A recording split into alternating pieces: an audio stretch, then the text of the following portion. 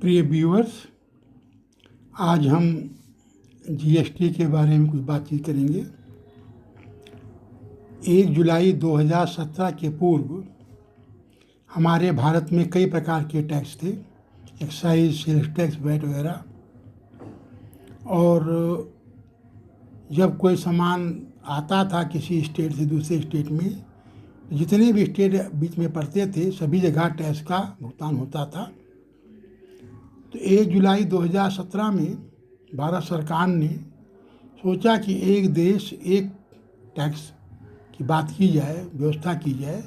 उसी के तहत भारत सरकार ने 1 जुलाई 2017 को जीएसटी, जिसका पूरा नाम है गुड्स एंड सर्विस टैक्स, जिसको हिंदी में कहते हैं वस्तु एवं सेवा कर। हम पूरे वीडियो में जीएसटी ही कहेंगे। जीएसटी प्रचलित शब्द बना हुआ है, और अगर कोई शब्द प्रचलन में है, सभी लोग समझते हैं, तो उसको उसी रूप में कहने में कोई दिक्कत नहीं होनी चाहिए, या उसको किसी दुरूह शब्दों का प्रयोग किया जाए, ऐसा उचित नहीं है। हमारे हिंदी भाषा में कई ऐसे शब्द हैं जो विभिन्न देशों के में प्रचलित भाषाओं से लिए गए हैं। इसको कोई अन्यथा नहीं लेना चाहिए। तो इससे विभिन्न करों में मुक्ति मिली है कि पहले समय में कई प्रकार के टैक्सेस स्टेट वाइज लगते थे। तो इसमें जीएसटी जो है आपका गंतव्य आधारित कर है, और अप्रत्यक्ष कर। गंतव्य का मतलब कि जहाँ सामान पहुँचता है वहाँ पर के आधार पर टैक्स लगाया जाता है। और ये इनडायरेक्ट टैक्सेस, जैसे दो प्रकार के होते हैं, डायरेक्ट टैक्सेस और इनडायरेक्ट टैक्सेस। उपयोगकर्ता ही जीएसटी का भुगतान करता है, ये हमारी सामान्य जानकारी होनी चाहिए।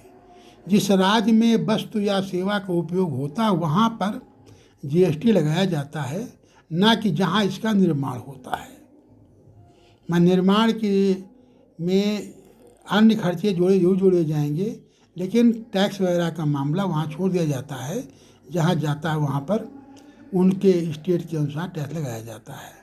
जीएसटी को हमने कई भागों में बांट सकते हैं। एक CGST, central goods services tax, state goods and services tax, IGST, और एक यूटीजीएसटी।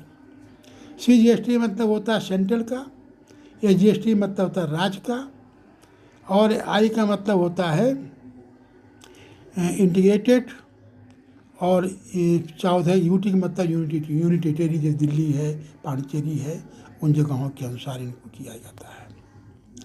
निर्यात और एक्सपोर्ट इंपोर्ट के मामले में जो आपका एकीकृत मामले में एसईजेड, स्पेशल इकोनॉमिक जोन, विशेष आर्थिक क्षेत्र का जो होता है, वो वहाँ पर भी हमारा यही नियम लगाया जाता है। इनकी दरें जो निर्धारित की गई शुरू में थे, उसमें काफ़ी परिवर्तन हुआ है, बदलते रहते हैं। हर स्टेट के लिए अलग अलग, हर सामान के अलग अलग होता है। तो कभी 5% रहा, 12% भी रहा, 18% भी रहा, 28% भी रहा। यूनिटेरी में आपका 2.5% भी है, और 6% भी है, 9% भी, 14% भी है। तो किसी भी प्रश्न में ये दिया रहेगा कि कितना जीएसटी उसमें लगाया गया है। तो ये थोड़ी सी संक्षिप्त जानकारी हमारे हर विद्यार्थी को होनी चाहिए कि जीएसटी लाने का मतलब क्या है, जीएसटी से हमारा फ़ायदा क्या है, जीएसटी से क्या क्या चीज़ें हमारी फ़ायदे की होंगी। जब एक देश एक हमारा कर है, तो विभिन्न प्रकार की अन्य अड़चनों से दूर होगा। क्योंकि जब एक ट्रक दूसरे स्टेट में आता है तो वहाँ भी टैक्स देना पड़ता है। तो इस परिवेश को देखते हुए ये बहुत ही अच्छा निर्णय भारत सरकार का है। तो इस पर हमने एक प्रश्न लिया है छोटा सा। राम ने कोई सामान, जैसे घड़ी, 5,300 में खरीदी, 310 में खरीदी है, जिसमें 18% जीएसटी भी सम्मिलित था। तो हमें जीएसटी तथा गाड़ी की वास्तविक मूल्य ज्ञात करना है। तो मान लिया उसका वास्तविक मूल्य क्या है। कुल भुगतान किया 5,310 रुपया, जीएसटी है 18%। तो प्रश्न के अनुसार का प्लस 18%, 18 गुणे का बटा 100 बराबर 5,310 हो जाएगा। प्रतिशत के बारे में हमने पहले वीडियो बना रखा है, उसको पुनः देख लें और ये सिंपल सा ये है कि का में 18/100 इंटू का जोड़ देंगे 5310 के बराबर होगा। इसको हल करेंगे तो ये हो जाएगा 118 का बटा 100 बराबर 5310। का बराबर हो जाए 5310 गुणे 100 बटा 118।